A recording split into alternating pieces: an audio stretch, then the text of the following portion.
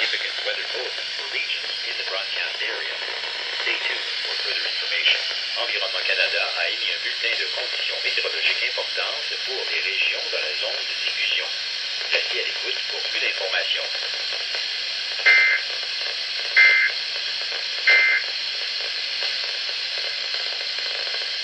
Environment Canada has updated a severe thunderstorm warning for southern Ontario at 4:56 p.m. Eastern Daylight Time, Tuesday, June 17, 2014. A severe thunderstorm warning is issued for Windsor, Leamington, Essex County, and Chatham, hence Rondeau Park.